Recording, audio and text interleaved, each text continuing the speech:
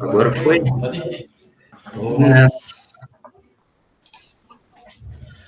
Bom, então, primeiramente, boa tarde a todos aí. Bem-vindos à última reunião científica de junho. Para hoje eu separei um artigo bastante interessante, bastante... acho que está ligado no microfone. O meu acho que não, será? Está ligado. Não, mas o meu eu desliguei. Ah, tá. Não, mas eu desliguei o meu aqui. Tá ligado, né? Tá ligado. Tá. Ah, entendi. Eu tinha desligado o computador e não desligado aqui do notebook. Tá, agora foi. Agora, tipo, problemas técnicos resolvidos. Então, beleza. Então, voltando ao assunto lá, então eu separei hoje um artigo bem interessante, bem recente aí para a gente discutir, né, publicado no Journal of Strength and Conditioning Research, que é uma revista bem conceituada aí na área da educação física, né, tem Qualizar 1, né, e um fator de impacto de 4.415, né, já no fator de impacto 2022. Né, e o título do trabalho é Efeitos de diferentes tipos de treinamento resistido e destreinamento na capacidade física, força muscular e potência de mulheres idosas. Né? Esse trabalho é um estudo controlado e randomizado. Esse trabalho foi realizado por Mazini Filho e colaboradores, né, sendo todos os autores brasileiros, de Minas Gerais e também do Rio de Janeiro. Deixa eu passar. Agora vai. Foi. Bom, então, está bastante claro para todo mundo, a gente vem discutindo isso há bastante tempo, né, que o processo de envelhecimento, ele acaba influenciando em diversos fatores, né, relacionados à qualidade de vida do indivíduo. O Rodrigo, umas semanas atrás, trouxe sobre sarcopenia, e só de falar de sarcopenia, a gente já percebe que tem muita coisa envolvida nesse processo de envelhecimento que vai afetar o indivíduo de alguma forma. Então, um descontrole hormonal, uma série de alterações, né, que vão fazer, por exemplo, que o indivíduo perca massa muscular, consequentemente força muscular e também função, independência, né? E sem contar que quanto mais velho o indivíduo fica, mais suscetível ele se torna a desenvolver doenças crônicas não transmissíveis, né, como, por exemplo, hipertensão, diabetes, né, e tudo isso, né, em conjunto vai acabar afetando ele em diversas esferas, em diversos aspectos, né, fazendo com que sua capacidade funcional fique comprometida. Então, quanto mais velho a gente vai ficando, mais parecido com a senhorinha ali da foto a gente tende a ficar, né, por conta de todos esses fatores, né, fica difícil de realizar até mesmo as tarefas básicas do dia a dia, né, e até para caminhar, ali como no exemplo, a gente acaba tendo que contar com algum tipo de auxílio, né? Essa independência funcional é prejudicada. E um grande aliado aí em toda essa questão é o exercício físico, né? Que vai trabalhar diretamente na prevenção e também no tratamento, né? De certa forma, dentro de todo esse processo aí. O idoso, ele não precisa ser um idoso atleta, mas se ele conseguir realizar as tarefas de casa, as tarefas de modo independente, já é um grande avanço. Né? Eu acredito que uma definição de qualidade de vida na velhice vá muito nesse sentido, né, de independência funcional. E dentro das subsecções da educação física, do exercício físico, um dos principais métodos relacionados à manutenção e ganho de capacidade funcional é o treinamento resistido, é o treinamento de força, ou nas suas diferentes subsecções. E apesar de ser bastante efetivo, esse método de treinamento, né, ele vem sendo recomendado há pouco tempo nas principais diretrizes relacionadas a exercício. Por exemplo, o Colégio Americano de Medicina do Esporte passou a recomendar o treinamento resistido para a população idosa somente lá em 2009. Então, faz pouco tempo que isso vem sendo discutido e faz pouco tempo que vem sendo colocado em prática dentro dessa população a partir dessas diretrizes. Porém, apesar de estar sendo bastante estudado, bastante discutido, o treinamento resistido nessas diretrizes, sobretudo na diretriz do Colégio Americano, né, ele é recomendado de maneira geral, né, não tem muita especificidade, né, é recomendado de modo geral aí somente o treinamento resistido tradicional, né, os diferentes tipos de treinamento resistido acabam não sendo contemplados, né, dentro dessas recomendações, infelizmente.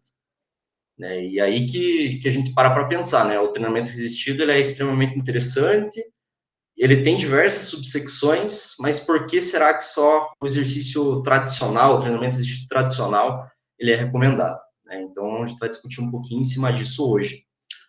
E aqui eu trouxe, né, alguns dos tipos de treinamento resistido que existem. Né? Então, o que muda lá do treinamento tradicional, do treinamento resistido tradicional, para o treinamento de resistência muscular, para o treinamento de potência, para o treinamento de força absoluta. Então, basicamente, as variáveis elas vão sendo manipuladas, né, de forma diferente, onde cada um dos métodos ali vai exibir resultados diferentes, teoricamente.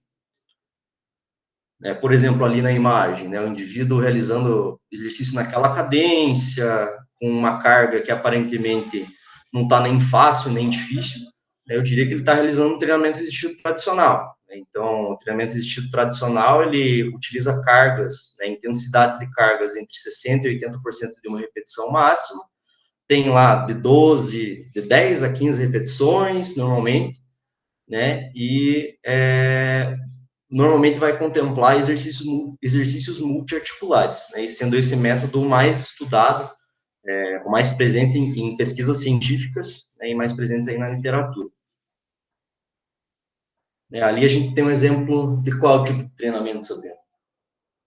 Treinamento resistido. O que se diria aí? Entre esses 4 que eu coloquei ali. Potência. Potência, exatamente. Não é a Sabrina fazendo, né? Você não faz, né? A Sabrina. Inclusive a Sabrina ali. A gente tinha combinado antes, né? Isso. Beleza. Eu gravei o vídeo antes.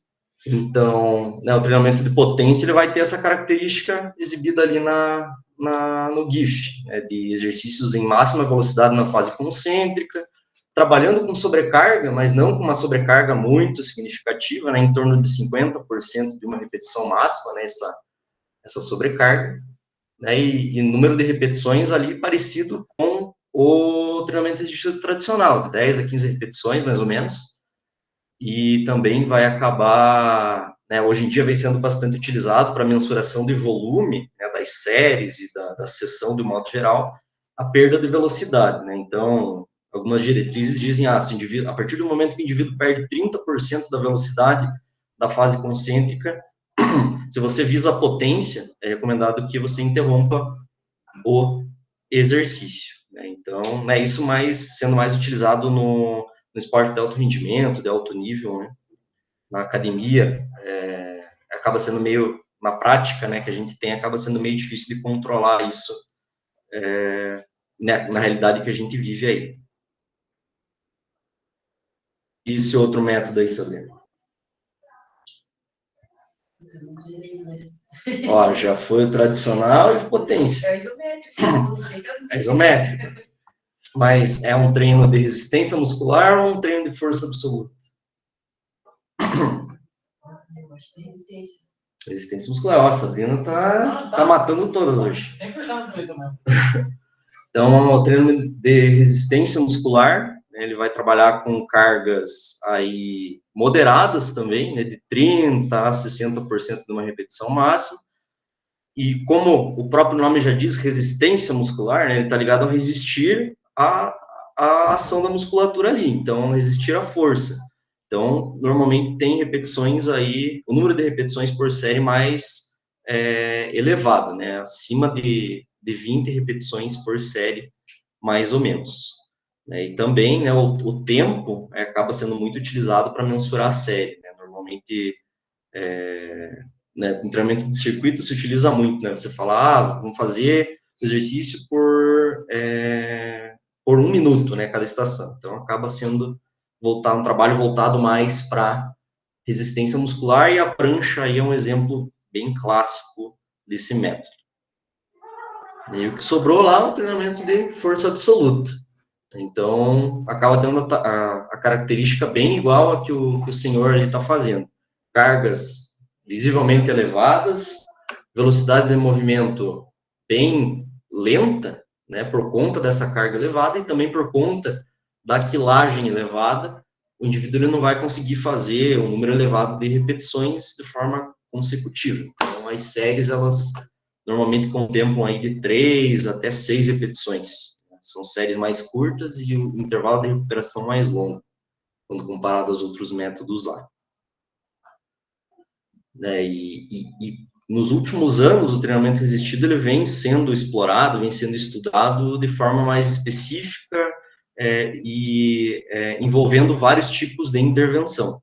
No estudo ali dos autores, né, do Silveira Pinto e colaboradores, publicado em 2013, eles estudaram, eles verificaram ali os efeitos de 6 semanas de treinamento resistido tradicional, né, sobre a qualidade muscular e a capacidade funcional de mulheres idosas.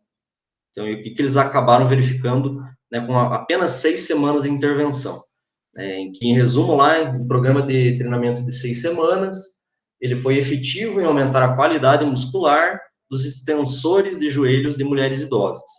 E, além disso, esse aumento de qualidade muscular, ele resulta, né, em um aumento de capacidade funcional, né, sendo esse resultado muito importante por conta, né, da musculatura ali dos membros inferiores, né, que foi a musculatura alvo aí desse estudo, estar bastante relacionada com a execução de atividades de vida diária na população idosa. Então, um programa de treinamento curto, lá de 6 semanas, já acaba resultando em benefícios significativos nessa população aí.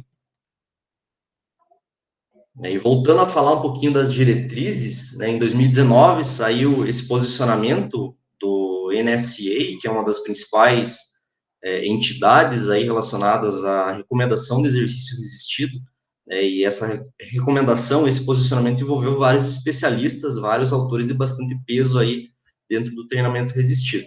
E o que eles trouxeram como novidade, como diferencial nessa recomendação, nessa diretriz? Basicamente, a inclusão de exercícios de potência, né? E eles acabam justificando essa importância dos exercícios de potência por conta, né, da potência ela ser perdida em indivíduos idosos em um tempo menor e em uma proporção maior do que força. E isso está bastante relacionado, né, com as limitações de capacidade funcional, de independência funcional desses indivíduos. Eles ainda trazem que trabalhos resistidos, né, treinamento resistido de alta velocidade, podem ser os mais efetivos aí para aumentar potência quando comparado, né, ao treinamento resistido tradicional. E também eles acabam trazendo que muitas vezes baixos volumes de treinamento eles são efetivos, né, eles estão associados a grandes ganhos de potência muscular. Então, se o indivíduo pode realizar um trabalho aí por menos tempo, num volume menor e ter benefícios parecidos com o treinamento resistido tradicional, aparentemente, né, esse método ele deve ser, sem dúvida nenhuma, recomendado, né, e também colocado em prática aí pela gente. E apesar lá de existirem diversos métodos, ali a gente comentou um pouquinho só sobre potência e treinamento resistido tradicional, mas, né, a resistência muscular localizada, né, o trabalho de força absoluta, né, existem diversos métodos e eles devem ser explorados pela gente aí. Porém, até a publicação dessa pesquisa que eu estou apresentando para vocês, nenhum estudo na literatura ele comparou, né, esses diferentes métodos de treinamento resistido em uma mesma investigação, né, o que torna essa pesquisa inédita, de certa forma, e essa pesquisa acaba tendo um peso, uma importância bastante grande, inclusive por conta disso. E outro fator, outra situação que a gente se depara constantemente aí no dia a dia, quando a gente trabalha com indivíduos idosos, sem dúvida nenhuma, é a interrupção da prática dos exercícios. Então, quantas vezes, né, lá no grupo de idosos, lá no ambulatório, o senhorzinho, a senhorinha, deixou de frequentar, deixou de fazer por conta de uma dor nas costas, por conta de, hoje eu não posso, tenho que levar meu filho meu filho, meu neto na escola, hoje não vai dar, hoje tem que pagar um boleto, ou muitas vezes, né, por conta de diferentes situações, o idoso lá tem uma queda e uma fratura que acaba limitando ele por um tempo estendido, né, então, dentro dessa população, né, apesar de ser uma população bastante interessante, bastante legal de se trabalhar, a gente acaba tendo esse problema bem mais frequente, numa intensidade maior do que quando a gente trabalha com outras populações, por exemplo. Né? E essa interrupção do programa de exercícios físicos, ela é conhecida como destreinamento, esse processo de interrupção ali.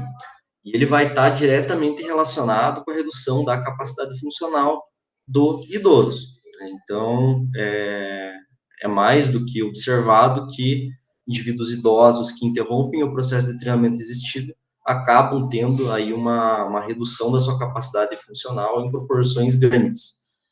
Né, e vem sendo observado também que, né, dentro desse processo de destreinamento, idosos melhores condicionados, né, tendem a perder menos, né, do que idosos menos condicionados, nesse processo de destreinamento.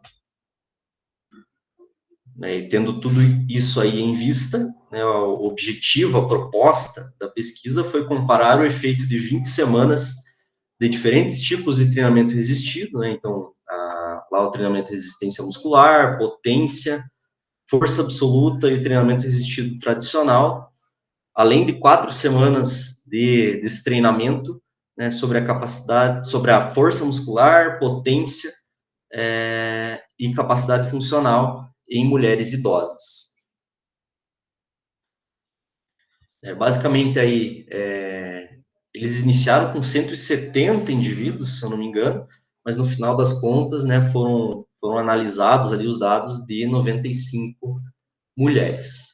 Eles foram divididos em 5 grupos, né, o treinamento de resistência muscular, potência tradicional, força absoluta e também e também teve o grupo controle.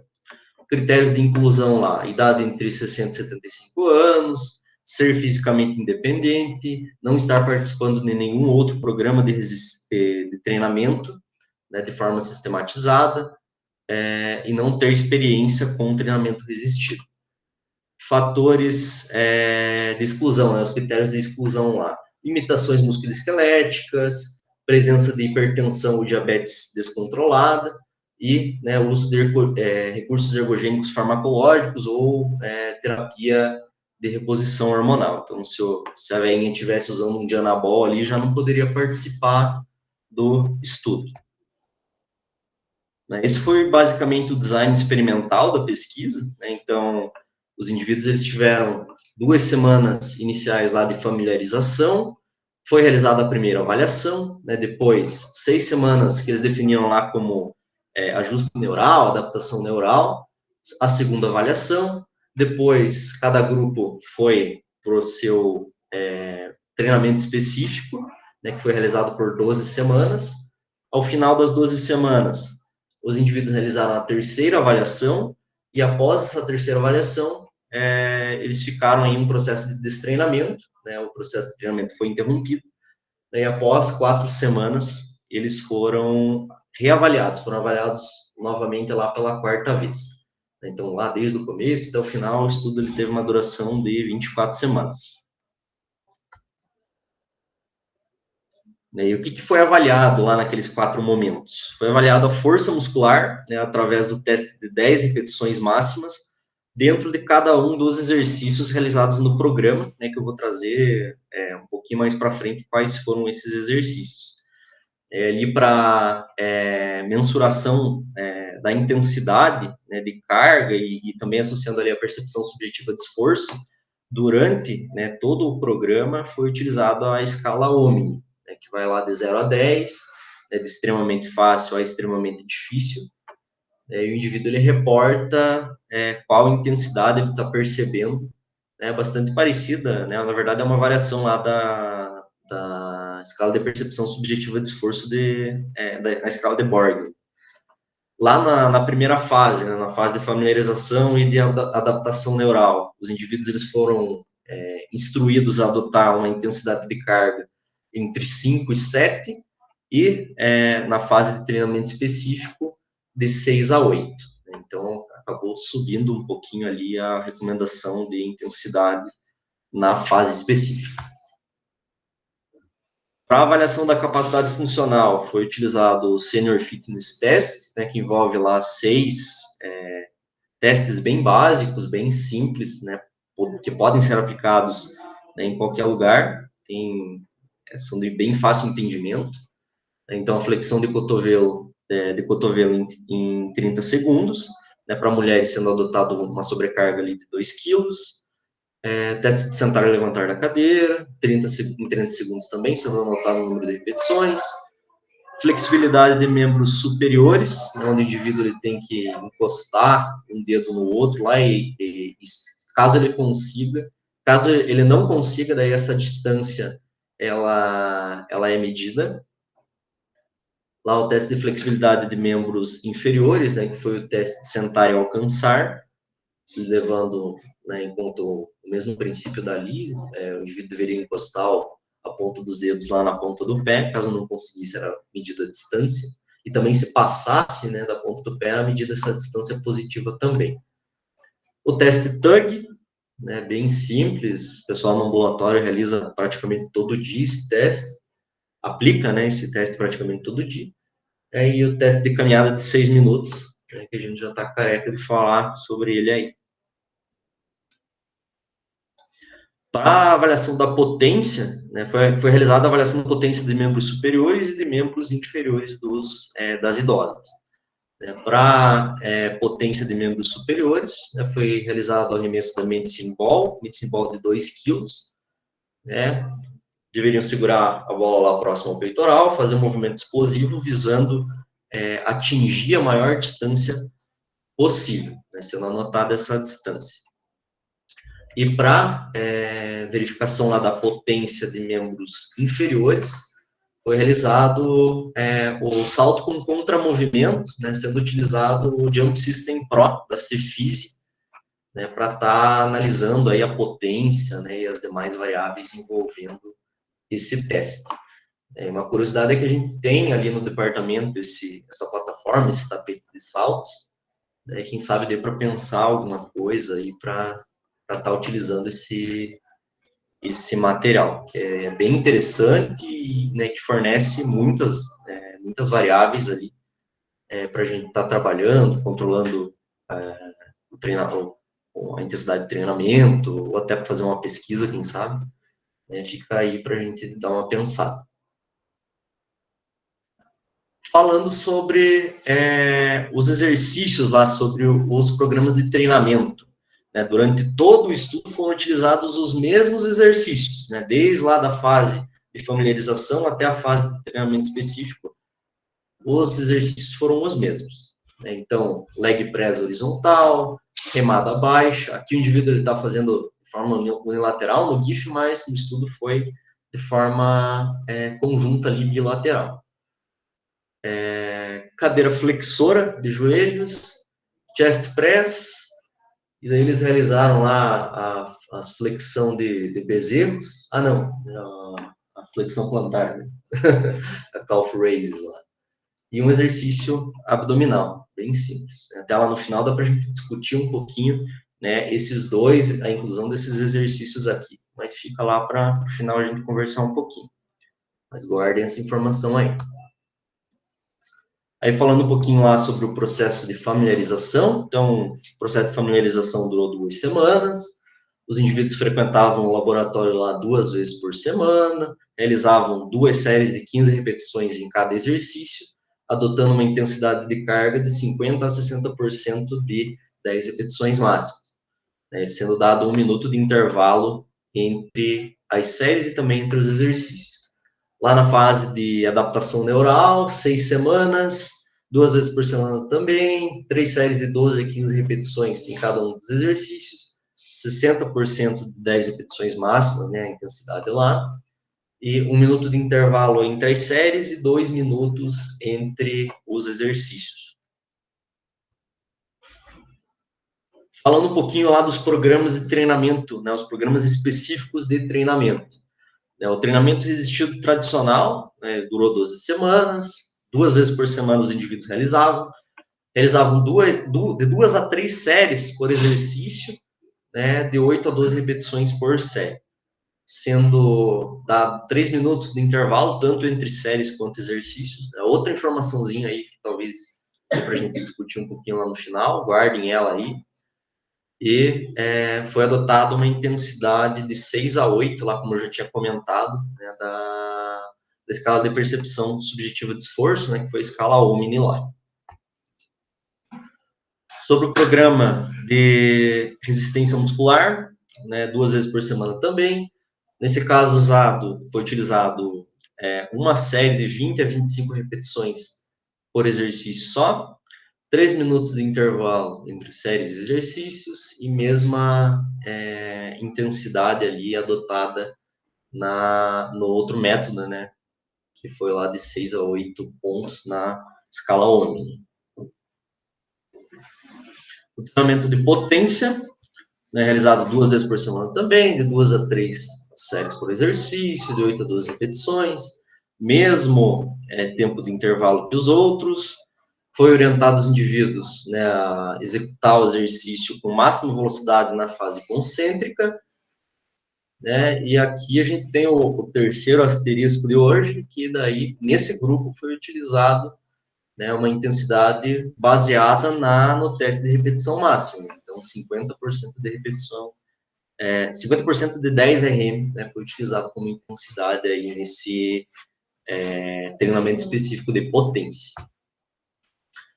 O treinamento de força absoluta, 2 vezes por semana, 4 a 5 séries por exercício, né, de 4 a 5 repetições por série, 3 minutos de intervalo e lá a intensidade também controlada pela percepção subjetiva de esforço, né, através da escala Omni.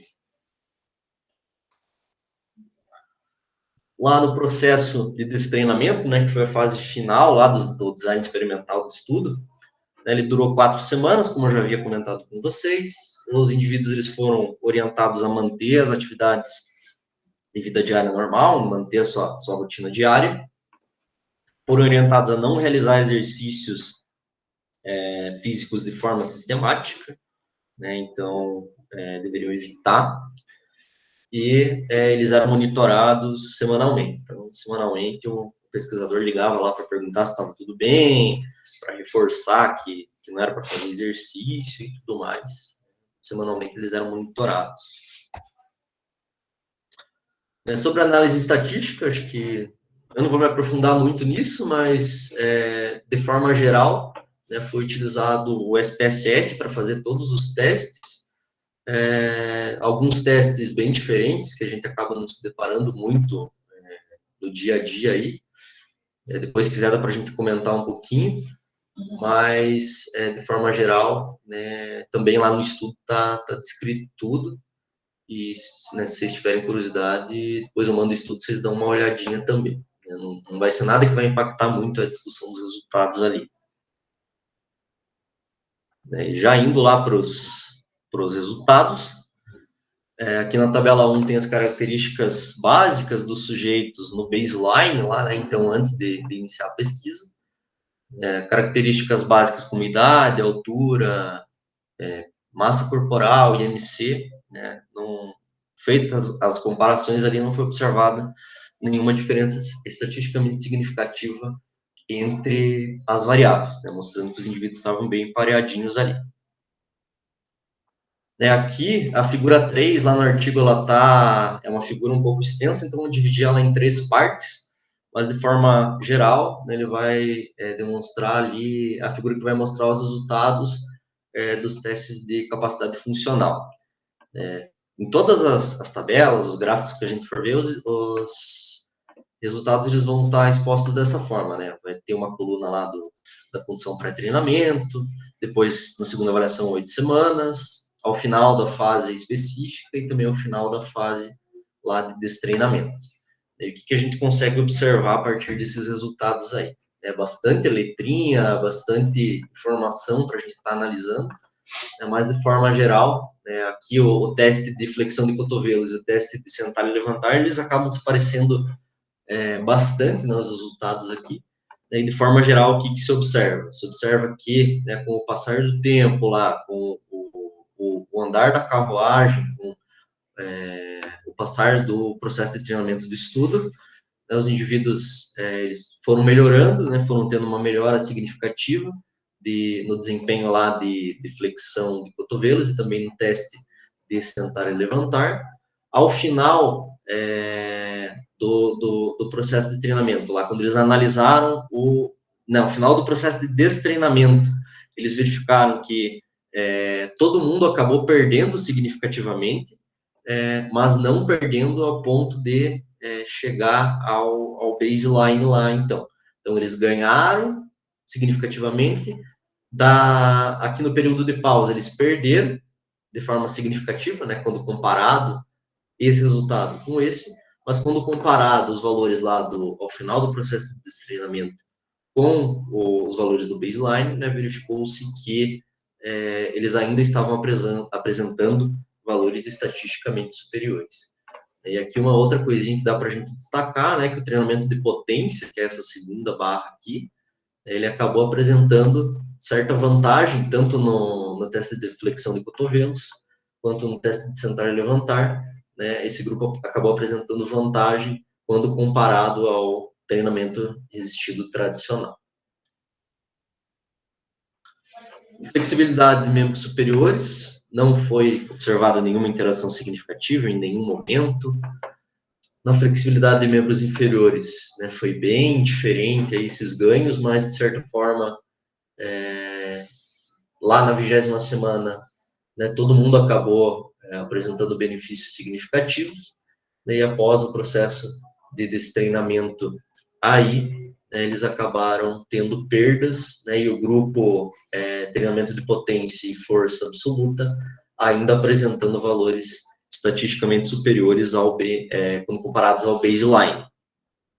Então, mesma situação, ganhou significativo, quando parou de treinar, perdeu, mas não perdeu ao ponto de retornar aos valores do baseline, do pré-treinamento. Aqui o teste TUG, bastante parecidos os resultados com o de flexão de cotovelos e sentar e levantar. Da mesma forma, o teste de sentar e levantar não, o teste de caminhada de 6 minutos. Então, incremento significativo. Aqui ele vai para baixo porque, né, a gente quer que o indivíduo perca tempo no TUG, né? Faça o teste em menos tempo. Do mesmo modo, lá o teste de caminhada de 6 minutos, mas aqui está na distância. Basicamente, se observa aquele mesmo padrão de ganho, interrompe, perde, mas não ao ponto de retornar ao baseline. Aqui na tabela 2, está sendo demonstrados os resultados dos testes de potência lá nos diferentes momentos.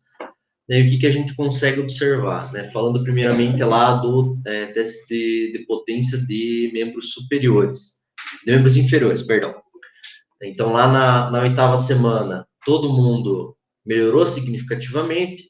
Na 20ª semana, o grupo resistência muscular e o grupo treinamento de força absoluta acabou se destacando dos demais, né, à medida que eles apresentaram valores superiores aos apresentados lá na 8ª semana. Né? E ao final do processo de destreinamento, os dois grupos lá, tanto o treinamento de força absoluta quanto o treinamento de resistência muscular, eles acabaram apresentando valores significativamente maiores do que a condição pré-treinamento, enquanto os outros métodos lá, que foi o treinamento de potência, resistido tradicional, eles acabaram não demonstrando valores superiores aos apresentados no processo lá, na fase baseline, na fase antes de se iniciar o estudo. Em relação ao arremesso lá da Medicine Ball, ou seja, a potência de membros superiores, né, lá na 8ª semana, o grupo de resistência muscular teve uma melhora significativa, enquanto os outros não melhoraram nada. Na 20ª semana, que foi ao final da fase específica, né, se observa que o treinamento de potência e o treinamento de força absoluta tiveram um certo destaque, né, ao apresentarem diferença significativa quando comparados aos valores da 8ª semana e também quando comparados ao grupo controle. Né, e ao final do período desse treinamento, né, foi verificado lá que aqueles mesmos dois grupos, né, tanto, na verdade, aqui foi o potência, o treinamento tradicional, e o força absoluta, que apresentaram perda significativa quando comparado à 20ª semana. Aí, quando comparado ao baseline, só o potência e o força absoluta que apresentaram valores significativamente superiores lá. Aqui os resultados lá dos testes de 10 repetições máximas realizados lá nos 4 principais exercícios, né, no leg press, no flexão de joelhos, chest press, né, no supino na máquina, e na remada baixa sentada. Basicamente se observa que praticamente em todos os grupos, em todos os exercícios, lá na 8ª e na 20ª semana, todo mundo teve benefícios significativos. Outra questão interessante aí que eles acabaram observando, né, através lá das análises estatísticas, é que o exercício de leg press, flexão de joelhos e remada baixa sentada, né, foram os exercícios que apresentaram maior tamanho de efeito, né, quando se fala em ganho de força, enquanto o exercício de supino na máquina foi o exercício que mostrou tamanho de efeito moderado. Vou ter que colocar o para carregar, que está quase morrendo aqui.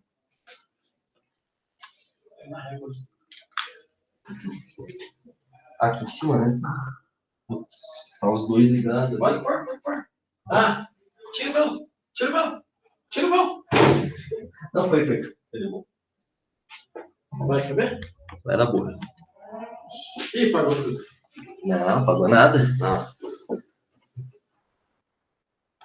Eu acho que tinha mostrado o aviso ali que estava acabando a bateria. Né, então, o exercício, todos apresentaram certo tamanho de efeito, né, tendo os 3 lá apresentado tamanho de efeito em ganho de força maior do que o chest press. O que se observa também? Se observa que, quando comparado ao treinamento tradicional, na 8ª e na 20ª semana, o treinamento de força absoluta, né, se vocês verem lá o hashtag, ele vai apresentar, foi o que mais apresentou vantagem, mais apresentou ganhos quando comparado ao treinamento resistido tradicional. E também o treinamento de potência, em algumas das análises, apresentou ganho significativo quando comparado ao tradicional e também quando comparado ao grupo que realizou treinamento de resistência muscular. Lá ao final da fase de descanso, ao final do processo de destreinamento, o que dá para a gente resumir aqui? Que todo mundo perdeu significativamente quando comparado à 20ª semana. Né? Então, parou, perdeu, mas não ao ponto de retornar aos valores do pré-treinamento. Os principais achados, né, os highlights lá para a gente ir para a nossa discussão. Né? Então, foram realizadas lá 20 semanas de diferentes tipos de treinamento resistido e 4 semanas desse treinamento em mulheres idosas. Né? Foi observado melhoras de capacidade funcional depois dos programas de treinamento resistido, independente do tipo de treinamento. Né? Então, independente do método,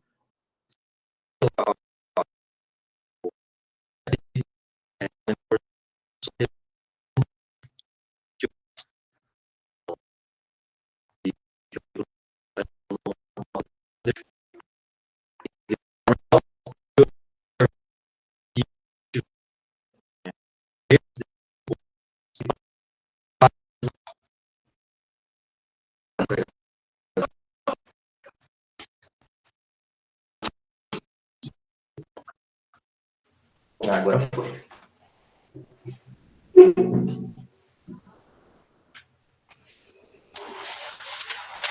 Então, basicamente, lá foi observado melhoras de capacidade funcional. Essa melhora de capacidade funcional, ela está muito ligada aos ganhos que os participantes tiveram de força e de potência muscular. E esses ganhos de força e de potência muscular, eles estão bastante relacionados com o processo de adaptação neural ao treinamento resistido.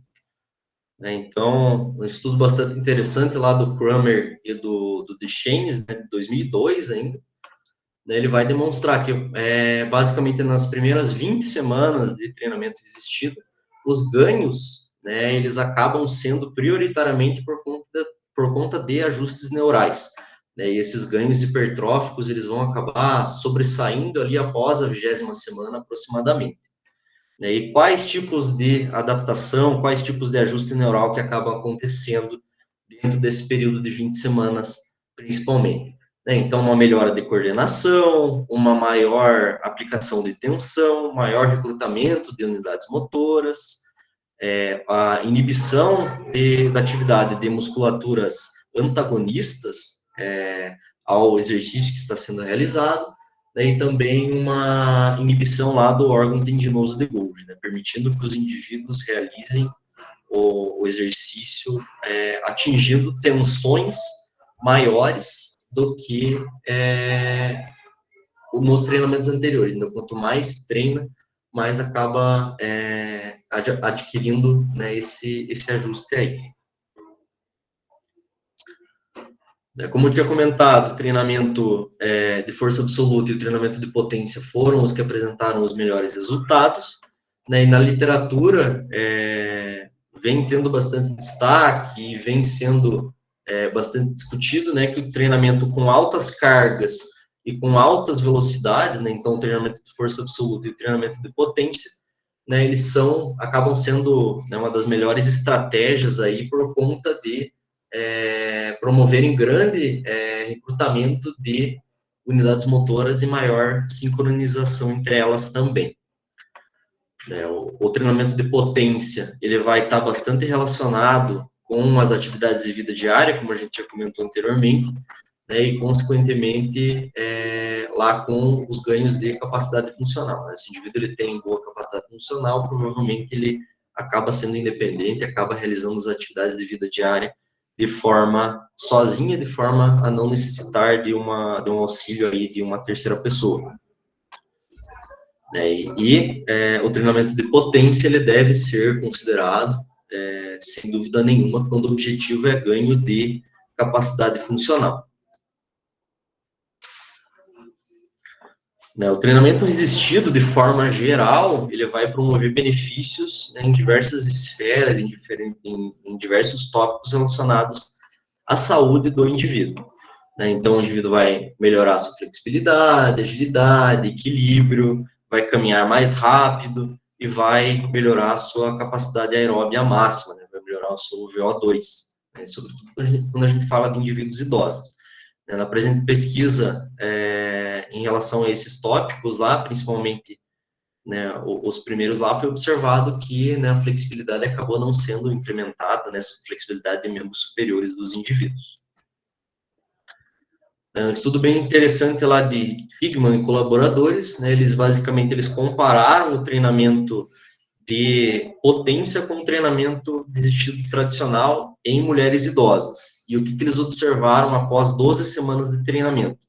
Eles observaram que os dois melhoraram significativamente, quando comparados ao baseline, mas quando comparado um grupo com o outro, não foi observada diferença significativa. Os dois grupos, tanto potência quanto treinamento tradicional, foram efetivos em melhorar força muscular, potência e capacidade funcional de mulheres idosas.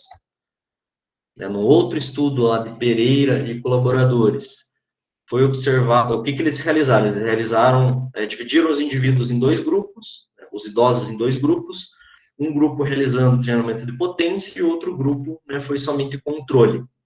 E depois de 12 semanas de treinamento também, eles acabaram observando, obviamente, melhora de força, capacidade funcional e potência muscular. E aí, depois de encerrar essas 12 semanas, eles deram mais 6 semanas de destreinamento, assim como na presente pesquisa. na presente pesquisa foi 4 semanas, no estudo ali que eu citei, 6 semanas. E após essas 6 semanas, os indivíduos eles perderam significativamente, mas não ao ponto de regredir ao padrão inicial. Né? E sem contar que os autores eles acabaram observando também que os indivíduos eles perderam força em maior proporção do que eles perderam potência. Após, né, esse período desse treinamento, de 6 semanas. Né, e de modo geral, esse processo de destreinamento, ele vai fazer com que a capacidade funcional, de uma forma geral, de qualquer indivíduo, e sobretudo de indivíduos idosos, tenha um decréscimo, né, tenha uma queda. E aí que a gente né, tem o dever aí de valorizar, né, um dos principais princípios do treinamento esportivo, né, e que se aplica aí nessa população também, né, que é o princípio da continuidade. Então, o trabalho ele tem que ser progressivo e tem que ser contínuo, né? Então, visando sempre a mínima interrupção possível desse trabalho. Claro que sempre dando os descansos necessários, os descansos que vão ocorrer naturalmente, né? Às vezes treinar 3 dias por semana, dependendo do programa de treinamento 2 vezes por semana, mas de modo geral deve ser contínuo, né? A gente deve minimizar ao máximo essas interrupções. E um outro estudo bastante interessante, onde né, eles acabaram avaliando bastante essa questão do processo de destreinamento, né, um dos principais achados né, um dos principais achados que contribuem aí com a nossa discussão de hoje é que foi observado que quanto mais intenso o idoso treina, né, quanto maior a intensidade de carga, quanto maior a percepção subjetiva de esforço, quando a gente fala de treinamento resistido, né, quando esse indivíduo para de treinar, ele vai ter menos perda, ele vai perder em proporções menores do que indivíduos que realizam trabalhos em menor intensidade. Né? Então, o Mike Mentzer, lá para quem conhece um pouco né, da história do fisiculturismo, né, ele acaba ficando felizão nesse caso, né, porque ele valorizava muito a intensidade, né, então indivíduos idosos devem valorizar a intensidade também, né, visando minimizar essas perdas caso ocorra algum tipo de interrupção, né, por qualquer motivo que for ao longo do processo de treinamento. E, de modo geral, o que a gente conclui aí com essa pesquisa? Conclui com essa apresentação, né? Que todos os tipos de treinamento existidos foram eficientes em promover melhora de capacidade funcional, força e potência em mulheres idosas, lá, uma ressalva, né, que o treinamento de potência e o treinamento de força absoluta foram os que promoveram ganhos um pouquinho superiores lá. Tanto a capacidade funcional, a força, quanto a potência, elas são reduzidas com o processo de destreinamento, né, mas, de forma geral, acabam se mantendo superiores aos níveis do baseline, né, aos níveis que o indivíduo apresentava antes de iniciar o programa de treinamento. E o que fica para a gente aí é que né, deve ser reforçada a importância do treinamento resistido, e para pessoas idosas, além né, do princípio da continuidade, né, visando que o indivíduo se mantenha ativo, né, sempre, né, e por conta disso que a gente tem que utilizar diversas estratégias aí para manter o idoso sempre realizando treinamento resistido, sempre realizando exercício físico. Né, e de forma geral, uma mensagem para a gente levar para casa, né, que se aplica, né, que a gente extrai tanto desse artigo que eu apresentei, quanto de outros aí, é que basicamente quando a gente trabalha com treinamento físico, com processo de reabilitação, a gente tem uma caixa de ferramentas na mão. Então, por exemplo, lá para você construir uma casa, você vai utilizar diversas ferramentas, né, que umas vão ser mais importantes que as outras, vão ser mais utilizadas, outras menos, né, mas de forma geral, essa caixa de ferramentas como um todo, acaba contribuindo né, para a construção da casa e para a construção do processo de reabilitação, para a construção da qualidade de vida do indivíduo, é basicamente esse mesmo princípio. A gente tem várias estratégias, vários métodos, uns mais importantes, uns mais efetivos do que os outros, mas, né, visando ali, muitas vezes, quebrar a monotonia, trazer uma coisa diferente para manter o paciente atraído pelo processo de treinamento, né, a gente pode estar utilizando aí diversas estratégias diferentes, né, que vão estar contribuindo, né, para a construção dessa casa, né, que vai ser o processo de reabilitação, vai ser a periodização do atleta, né, de forma geral. Acho que é bem importante a gente sempre lembrar disso, né, trabalhar com as ferramentas que a gente tem. Daí, para encerrar lá e ficar gravado lá no YouTube, vai que alguém assiste, né, Bruno? Ó, não é um convite meu, é um convite do The Rock. Então, um convite do The Rock a gente não pode ignorar. Tem que adotar como se fosse uma intimação, né, que é o nosso terceiro encontro aí de educação física e reabilitação, que está em processo de construção. A gente está estruturando o evento, né, principalmente o pessoal aqui do hospital, o pessoal do grupo de estudo, né, e aguardem mais informações aí que a gente vai repassar para vocês, né. Com certeza vai ser um evento bem bacana aí, todos estão convidados aí em estar participando, sem dúvida nenhuma vai ser bastante interessante. Beleza? Beleza. E é isso. Fechou? Siga a nossa página. E é isso aí.